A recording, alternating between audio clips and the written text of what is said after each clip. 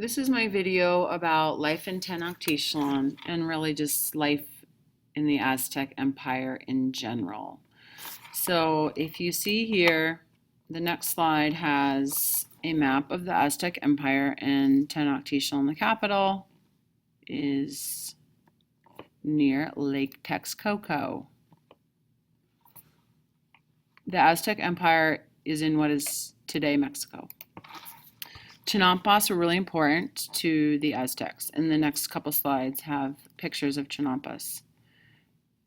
There's some information filled in for you, so obviously you only need to fill in the parts that are blank.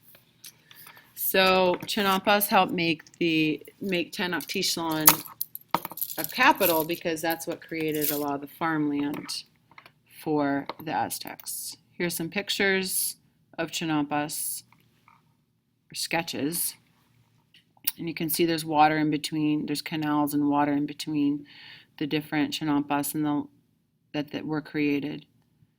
And the trees towards the edge, the roots of those trees help stabilize the chinampas. This picture also shows chinampas, and I showed it to some classes in class, so some of you have already seen this.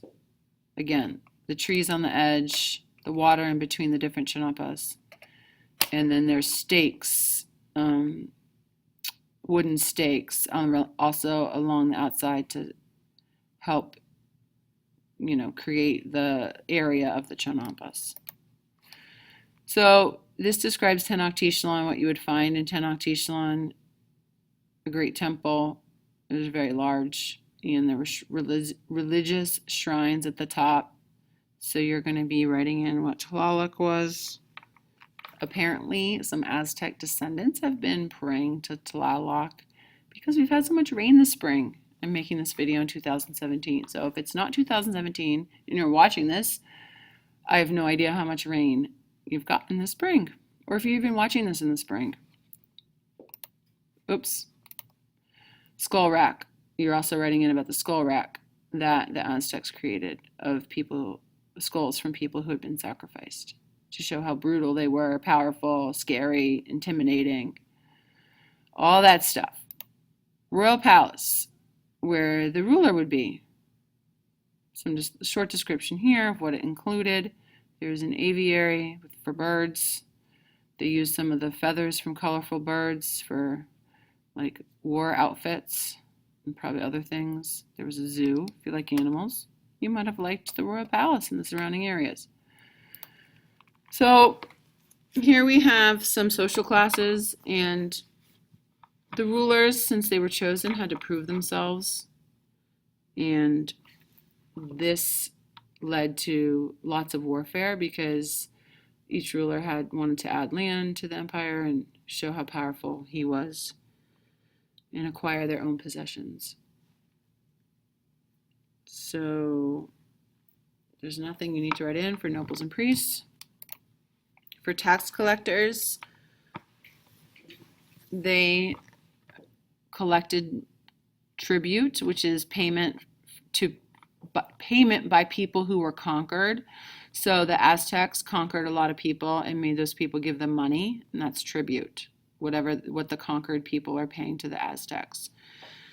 So you have some examples of the goods collected, and that's one of the ways that the Aztecs got really wealthy is because of all the tribute they got from the people they had conquered, taking their money. Well, goods. They didn't use money back in Aztec times.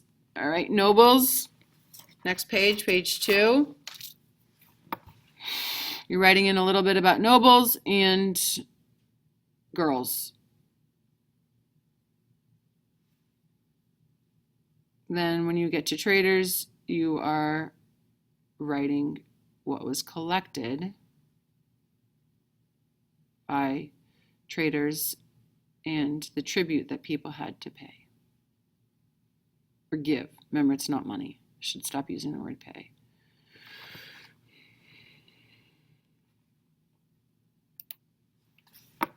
Peasants and slaves rounded out the Aztec social classes. So just like the Maya, the Aztecs had slaves. The Inca did not have slaves. When we get to the Inca, you will find out the Inca did not have slaves. All right, the next topic will be about marriage. So the marriage ages for men and women were similar to the Maya, and a matchmaker was used in both societies. So families had a matchmaker that arranged the marriage for the man and the woman. And the bride's family kind of played hard to get. But I put that in for you.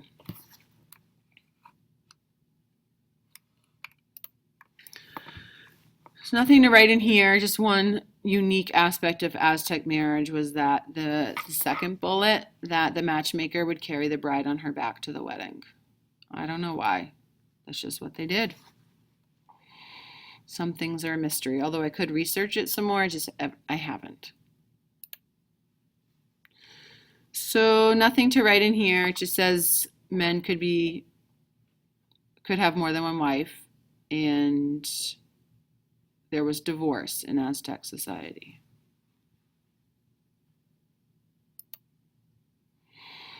Some rights for married women are listed on this slide, and if you look at the male and female roles, they're very traditional in that the men are more active, making things and farming. Women had domestic tasks like cooking and watching after animals and gardening. One interesting thing, I think, is the second bullet here, which you're writing in. And the Aztecs recognized that having children was important.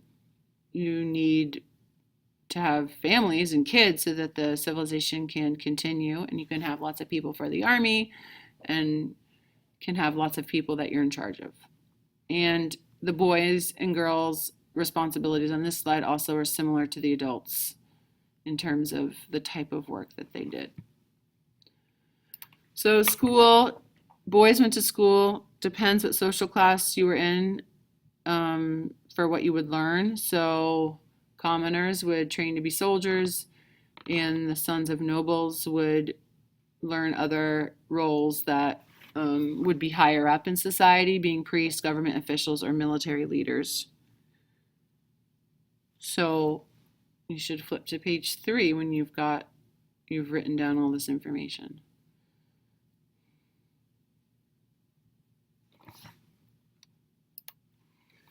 So on page 3, and we're gonna move on to food. And maize, which is a type of corn, was very important. It was a big food for the Aztecs. They had lots of ordinary foods in the second bullet that you might eat regularly or you've had before maybe. But on the fourth bullet, perhaps there's some foods, fourth and fifth bullet, there's some foods that you haven't had before. Hairless dog, frogs, insect eggs, things like that.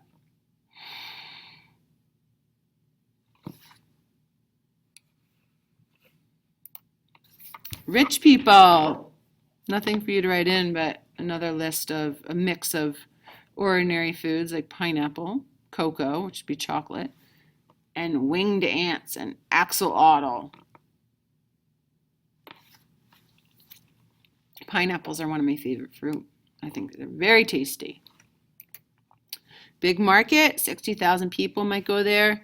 Littleton has about 9,000 people, so that is over 5.5 Littletons going to the market to buy things. Good if you like shopping, I guess, right? Not if you don't like a lot of people and crowds. You might not want to go to that marketplace. All right. I gave you everything here except for professional traders, why they were important to the Aztecs. Exotic goods. They had the cool stuff that not just anyone could have. All right. We are moving on. Markets. I filled everything in Just like you might go to the mall and hang out with your friends and socialize and gossip, the Aztec markets were the same. The social aspect to them, at least. And think of mall cops, similar to guards watching over the markets, I guess, right? All right, religion sacrifices birds for Huitzilopochtli to give him strength.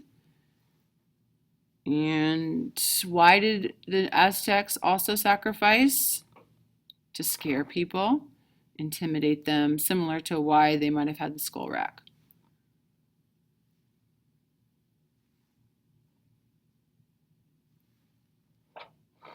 So if you need to finish writing, pause the video or raise your hand to have it paused. I've got to be under 15 minutes for this video, so I'm going to move on. Religion. Priests would pin down sacrificial victims, cut out the heart. I think you've already heard about that. And you're writing in why they cut off women's heads, sadly. You should not try this at home or try to mimic the Aztecs, at least with their sacrifices. That's just what they did for religious purposes because everything was explained through religion for them. Okay, moving on to a less violent topic. Games. This is a sketch of a board game. I don't think it was, this is not drawn to scale, by the way, because it's way bigger than the people. Patolli was a board game. Maybe you like board games. I love board games. Well, a lot of board games I love. All right. Oh, you should be on page 4. Flip to that if you are not there already. So you have Patolli. You have a connection to the ritual calendar, 260-day ritual calendar. So 52 squares, 5 times around the board equaled 260 days. And you won if you got around the board 5 times. Any class could play this. So just like we have board games, so did the Aztecs. But a lot of ours don't connect to religion. Here's another picture of the game, Patolli. The next game is going to be called Tenochtitlan. It is like Pocketalk that the Mayans played, and I have some pictures for you of Pocketalk. Remember, you're not using your hands or feet, and you need to get the ball up in the hoop that's high up. So Tenochtitlan is the name the Aztecs had for this game, and it had a religious meaning also, just like Patolli. Tenochtitlan court represented the world, and the ball's a heavenly body, and it's like something in space. And the courts were built near important temples. All right, I think that's it. If you missed something and you're watching this on your own, go back in the video to find it. And if you got everything, awesome. Good job. Way to go. This is the morgue, and you've just been history bombed.